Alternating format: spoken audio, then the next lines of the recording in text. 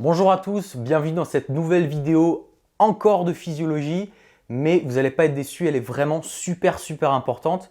J'ai du mal à les faire voir, les vidéos physiologie, c'est les vidéos qui font le moins de vues sur la chaîne, néanmoins, en tout cas pour moi personnellement, c'est les plus importantes parce que c'est vraiment elles qui vous permettent de comprendre ce qui se passe à l'intérieur de votre corps. Et celle-là en particulier, vous allez voir, elle est hyper importante puisqu'elle va nous permettre de nous mettre dans les meilleures situations au quotidien pour nous permettre de nous régénérer et d'optimiser notre santé. On est toujours sur le système nerveux et je reste volontairement sur ce sujet parce que pour moi, le système nerveux avec le système hormonal, je ne veux pas dire c'est le plus important avec le système. Bon, ils sont tous importants, les systèmes, le système digestif, etc., le système sanguin, mais le système nerveux pour moi, c'est vraiment celui qui va caractériser la vitalité, le punch, la pulsation d'un individu. Donc aujourd'hui, on va parler concrètement des actions du système nerveux autonome sur notre corps. Qu'est-ce qui se passe quand le système nerveux autonome se met en action? Et c'est extrêmement important puisque voilà, sur cette chaîne, on parle des habitudes, de nutrition, des choses qu'on peut mettre en place pour améliorer sa santé. Donc c'est des choses qui sont dépendantes de notre volonté. Tu peux choisir ce que tu mets dans ton assiette, tu peux choisir quelle activité physique tu vas faire, combien de temps, etc. Alors que tout ce qui va porter sur le système nerveux autonome, ce sont des choses qui sont indépendantes de notre volonté. Le système nerveux orthosympathique et parasympathique, il se met en route indépendamment de notre volonté. D'ailleurs, c'est le but du système nerveux autonome, c'est de nous permettre de nous libérer de notre champ de conscience et continuer à avoir des actions dans l'organisme. Donc le système nerveux autonome, il va être directement dépendant de l'environnement dans lequel on se trouve. Et en sachant ça, vous allez pouvoir vous mettre dans les meilleures conditions pour vous régénérer et pour optimiser votre santé. En préambule, je rappelle que le système nerveux autonome est une partie du système nerveux qui va se construire sur deux voies. Si vous voulez, vous avez la voie orthosympathique ou sympathique qui est la pédale d'accélérateur qui va permettre au corps de réagir à des stress, à des stimulus spécifiques. Et de l'autre côté, on va avoir le système nerveux parasympathique qui est, si vous voulez, la pédale de frein. Et lui qui va, pareil, se mettre en place, qui va agir dans d'autres situations, parfois en l'absence de stimulus, parfois en présence d'autres stimulus. On va voir tout ça ensemble. Pour faire très simple, le système nerveux orthosympathique, c'est celui qui nous fait dépenser de l'énergie pour pouvoir agir. Et le système parasympathique, c'est celui qui nous permet d'accumuler, de récupérer de l'énergie. Pour introduire très rapidement, lorsque vous avez une information qui est détectée par le corps, donc l'information monte dans l'encéphale, donc dans le cerveau si vous préférez, grosso modo. Là, il y a une analyse et une décision qui est prise. Et ensuite, suivant la décision qui est prise, l'information va descendre à travers la moelle épinière, à travers des racines préganglionnaires. Et ensuite, elle va arriver dans un ganglion. Donc les ganglions, si vous voulez, c'est des espèces de boîtes électriques où il y a plein de câbles qui passent à l'intérieur. Vous pouvez un petit peu le voir comme ça, le système nerveux autonome ou même central. C'est le câblage électrique de notre corps. Comme dans une maison, il y a un câblage électrique, pareil, dans le corps, il y a un câblage électrique.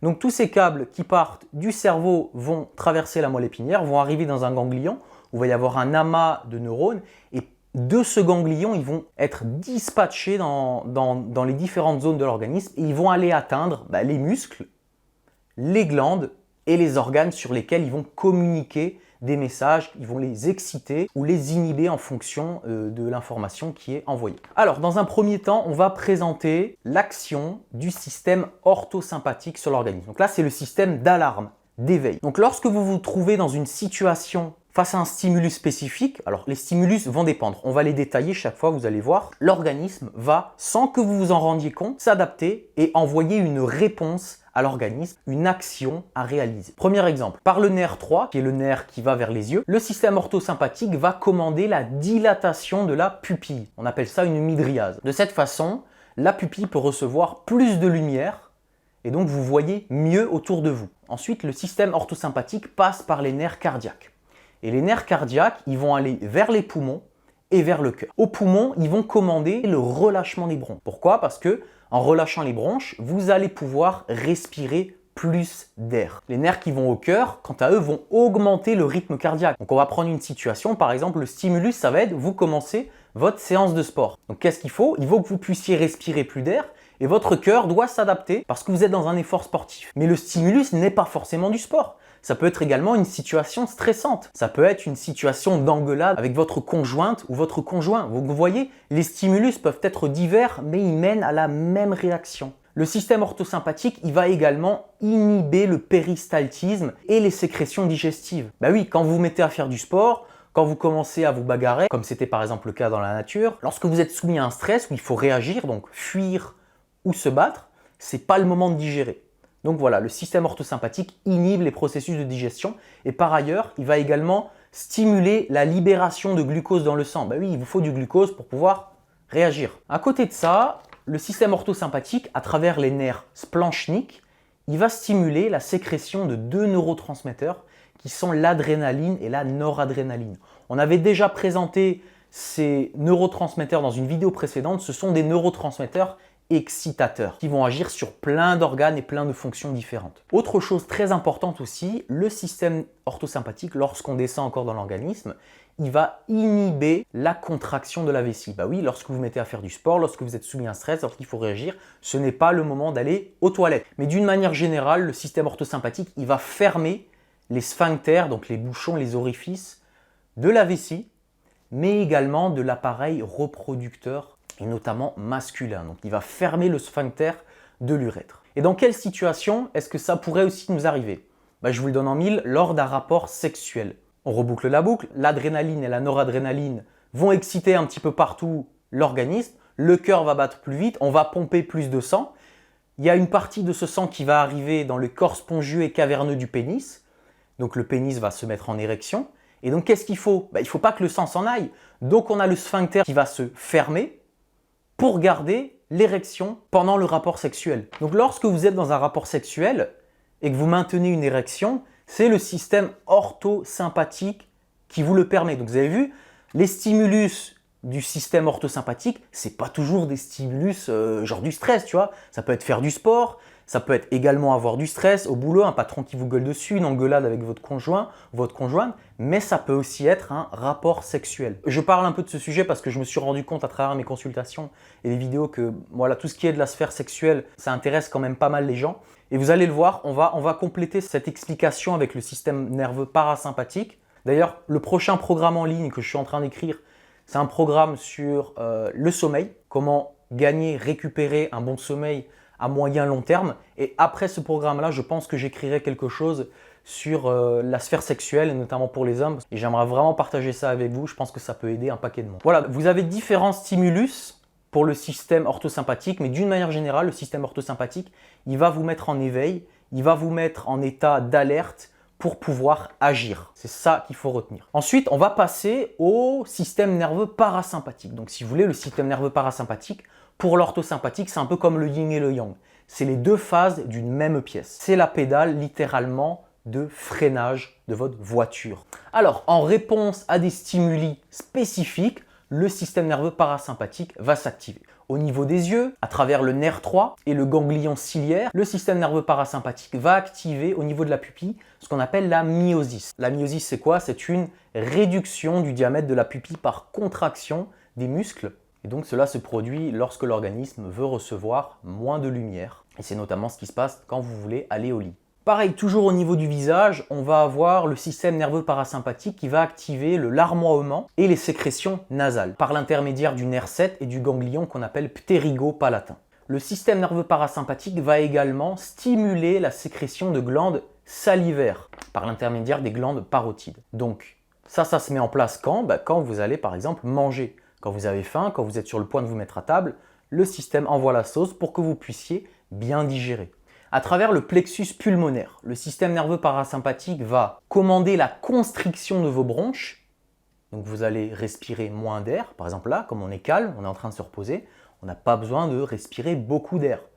Donc là, on a le parasympathique qui est en marche. Au niveau du plexus cardiaque, le parasympathique va avoir une commande de cardiomodérateur.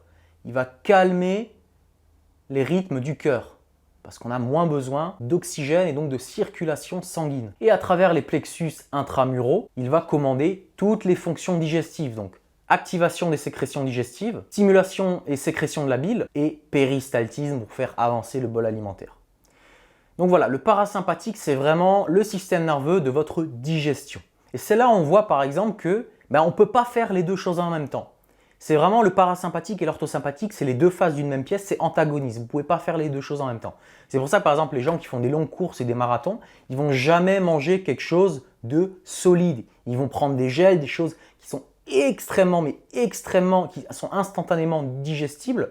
Parce que s'ils commençaient à manger, ce serait le foutoir. Rappelez-vous, le système nerveux orthosympathique inhibe le péristaltisme, inhibe les sécrétions digestives, donc ça ne fonctionnerait pas du tout. Et ensuite, au niveau de la moelle sacrée, là on va avoir des axones, des neurones, qui vont partir vers le plexus hypogastrique et des nerfs sacrés pelviens qui vont agir sur les sphincters de la vessie et de l'appareil génital. Donc rappelez-vous, l'orthosympathique, il ferme les sphincters de la vessie et de l'urètre. Donc il se ferme le sphincter pour ne pas uriner. Le parasympathique, il va faire l'inverse. Il va ouvrir les sphincters. Il va ouvrir le sphincter de la vessie, donc vous allez aller uriner. Et il va également ouvrir le sphincter de l'urètre pour les hommes. Donc là, on va parler un peu de l'érection. Je vais faire le lien avec ce qui se passe au niveau orthosympathique et parasympathique, vous allez comprendre. On est au début d'un rapport sexuel. Il y a des hommes qui n'arrivent pas à avoir une érection, qui ont du mal à avoir une érection au début d'un rapport sexuel. À quoi c'est dû?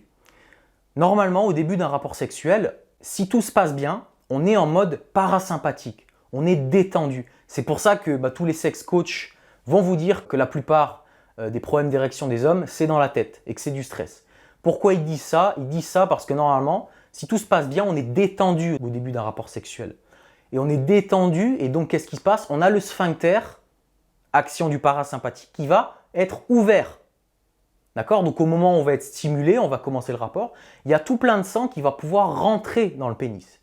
Qu'est-ce qui se passe si même avant ou tout au début du rapport sexuel, vous êtes déjà en orthosympathique? Vous êtes stressé. Et le stress, il peut venir, l'anxiété, le stress général, le souci de la performance sexuelle, les gens qui regardent trop de porno et qui se sentent complexés, enfin ça peut venir de plein de choses. Bref, vous êtes stressé, vous êtes en orthosympathique, le sphincter se ferme, et donc vous n'avez pas de sang qui peut rentrer dans le pénis, ou très peu. Et vous avez beau vouloir le rapport sexuel, vous avez beau en avoir envie, si vous êtes stressé à l'intérieur de vous, la physiologie vous rattrape. Votre système nerveux orthosympathique vous rattrape et vous ne pouvez pas avoir assez de sang dans le pénis. Donc c'est pour ça qu'au début d'un rapport sexuel, il faut être détendu.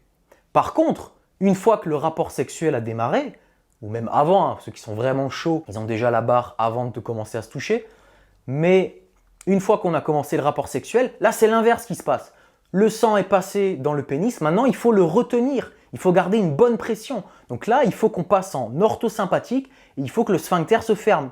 Et justement, les gens qui n'arrivent pas à garder une bonne érection au cours d'un rapport sexuel, c'est des gens qui ont un problème d'orthosympathique. Et vous avez beau le tourner dans tous les sens, vous pouvez avoir envie autant que vous voulez. Si vous avez un déficit de noradrénaline, d'adrénaline, si vous avez un problème de nutrition derrière et que vous avez un déficit de neurotransmetteurs excitateurs qui sont nécessaires pour l'orthosympathique, mais vous n'allez pas pouvoir garder une bonne érection. Donc voilà, pour résumer un petit peu cette histoire, autre remarque aussi, pour le système nerveux parasympathique, donc qui est la pédale de freinage de l'organisme, on a souvent des neurones inhibiteurs. Donc si vous voulez savoir ce que sont des neurones excitateurs inhibiteurs, je vous invite à aller voir mon ancienne vidéo sur le système nerveux. Et donc ce qui se passe, c'est que ces neurotransmetteurs qui sont inhibiteurs, c'est des neurones qui vont calmer les organes, calmer les glandes, calmer les muscles. Et donc c'est ce qui va par exemple le soir vous permettre de bien dormir. Petite remarque importante pour la fonction cardiaque, et on va prendre un exemple très précis. Par exemple, vous êtes le soir, vous devez aller dormir. Vous ne pouvez pas dormir si votre cœur bat la chamade, d'accord? Et pour mettre votre cœur au repos, qu'est-ce qu'il faut faire? Eh bien, il faut que vous ayez des neurotransmetteurs inhibiteurs. Si vous ne savez pas ce que c'est, je vous invite à aller voir mon ancienne vidéo. Vous comprendrez ce que sont des neurotransmetteurs excitateurs et inhibiteurs. Et notamment, celui qui est souvent utilisé à l'intérieur du corps, c'est le GABA. D'accord? Donc, si vous avez un déficit de GABA qui est produit à partir d'acides aminés, je vous le précise, donc si vous avez un mauvais apport d'acides aminés de qualité, si vous n'avez pas de GABA, vous ne pouvez pas faire descendre correctement votre rythme cardiaque, donc vous allez avoir du mal à vous endormir. Donc là encore, vous avez encore une fois un exemple concret d'application qui montre que le système nerveux autonome, il est fondamental pour bien dormir, pour avoir une activité physique, pour progresser à l'entraînement, pour avoir des bons rapports sexuels. Donc voilà, en conclusion, j'espère vraiment que je suis arrivé à vous transmettre l'importance du système nerveux autonome parce que pour moi, c'est vraiment, avec le système digestif et évidemment d'autres systèmes, c'est vraiment la clé de la santé. Et donc si vous avez compris l'action de ces deux pédales d'accélérateur des deux freins, vous avez également compris que si vous êtes dans des situations problématiques, vous êtes fatigué, etc., il faut vous mettre dans des conditions qui sont bonnes. Ça veut dire si vous êtes quelqu'un qui avait besoin de faire du sport pour vous renforcer, il va falloir vous mettre en orthosympathique. Si vous êtes quelqu'un qui est tout le temps sur la pédale d'accélérateur, il va falloir passer en parasympathique. Et donc ça va dépendre des situations dans lesquelles vous vous mettez. Encore une fois, le bon fonctionnement du système nerveux, ça dépend déjà d'un bon équilibre entre orthosympathique et parasympathique. Si vous êtes trop dans l'ortho, vous allez être stressé, vous n'allez pas pouvoir dormir, etc. Si vous êtes trop dans le para, lorsque vous allez être dans des moments où il va falloir envoyer, comme par exemple lors d'un rapport sexuel, vous n'allez pas pouvoir être à la hauteur de ce que vous voulez peut-être faire. Et la bonne santé du système nerveux, ça ne dépend pas juste de se mettre dans les bonnes situations. Ça se joue déjà en amont, ça se joue encore une fois, et voilà, on y revient toujours, à l'hygiène de vie. Une bonne nutrition, la nutrition qui nourrit vos neurones, qui permet de fabriquer vos neurotransmetteurs, vos hormones, mais aussi l'activité physique qui vous permet de vous mettre en ortho, qui vous permet de progresser, d'entraîner votre système nerveux, mais également un bon sommeil. Donc là, on est dans le para qui vous permet de récupérer l'énergie pour la journée, être de nouveau en ortho. Donc voilà, désolé si je me suis un petit peu répété, mais c'est super important, il est passionnant ce sujet et je me rends de plus en plus compte au fur et à mesure que j'avance et que ma santé évolue et s'améliore de l'importance de ce système nerveux autonome. J'espère que j'ai réussi à vous faire passer le message. Je vous rappelle que j'organise un stage le week-end du 15, 16, 17 juillet. Toutes les informations sont en description. Le thème du stage, c'est la remise en forme et la perte de poids, mais on peut également aborder tous les sujets de naturopathie qui vous intéressent. De toute façon, il y a un mail qui est envoyé aux participants quelques semaines avant, de façon à ce qu'ils peuvent me dire les sujets qu'ils ont envie de traiter pendant le stage et je traiterai tous les sujets demandés. Je vous dis à plus sur Vitae TV. Allez, ciao!